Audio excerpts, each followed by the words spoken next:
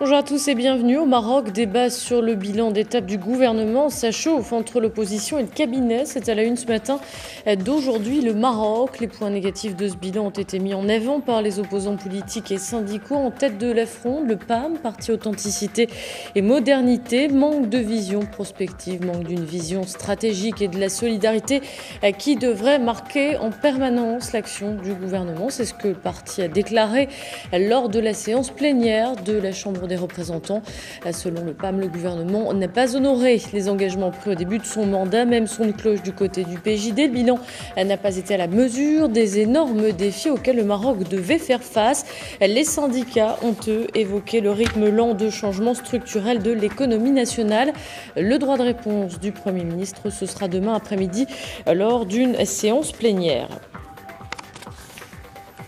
Et puis à la une de l'Économiste, bagarre au Parlement. Le bras de fer entre experts comptables et comptables agréés se durcit. La raison, le projet de loi sur la réglementation des comptables agréés qui doit être discuté. Les experts comptables estiment ridicule la création d'un ordre des comptables agréés. Le conflit qualifié de guéguerre par l'Économiste qui voit en cela la concurrence menaçante des comptables agréés. Les experts comptables craignent la dévalorisation de leurs fonctions, c'est à lire dans les colonnes de l'Économiste. À la une d'El Watan aujourd'hui, cette course-poursuite mortelle en Algérie, à Boukanoun, dans la wilaya de Tlemcen. Un jeune de 19 ans en provenance du territoire marocain refusait de s'arrêter à l'ordre d'un policier. Début alors de la course, un barrage est dressé pour l'arrêter. Le jeune entre en collision avec l'un des véhicules, il décède sur le coup. Conséquence, des milliers de jeunes descendent rapidement dans les rues à Bab El Assa. Ils s'en prennent au parc automobile de la douane. Bilan 309 véhicules incendiés. Les jeunes émeutiers ont également bloqué la route nationale. Une vingtaine de personnes ont été arrêtées. La région est toujours en état d'alerte.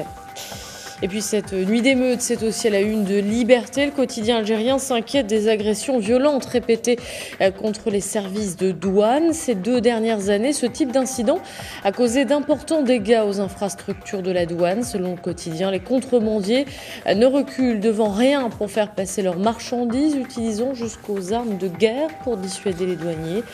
Difficile donc pour les hommes en gris de faire leur travail, à lire dans les colonnes de Liberté. Sur le site du New York Times, la duchesse d'York refait des siennes. Connue pour ses trop nombreuses frasques, Sarah Ferguson, l'ancienne belle-fille de la reine d'Angleterre, est cette fois dans une histoire d'abus de pouvoir.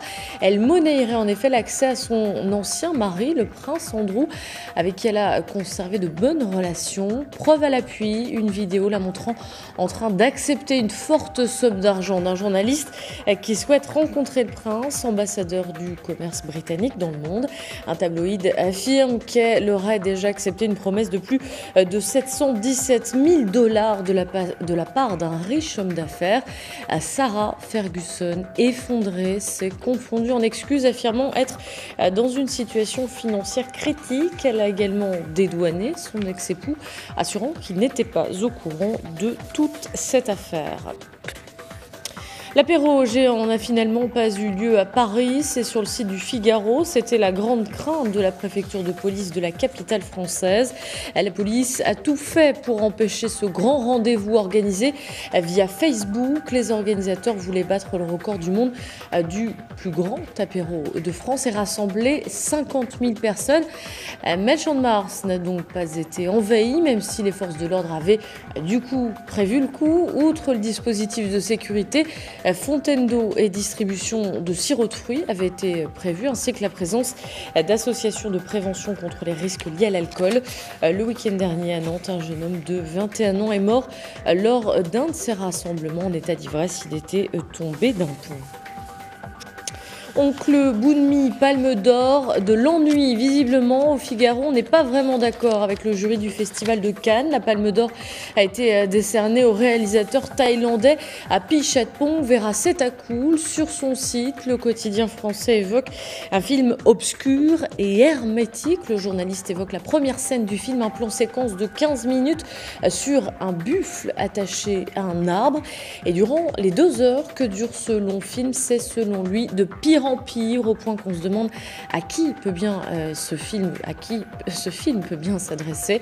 Selon l'article, le jury présidé par Tim Burton s'est donc fait plaisir cette année. Le Figaro, lui décerne la palme de plomb. Voilà, fin de cette revue de presse. Merci de l'avoir suivi. Excellente journée à tous.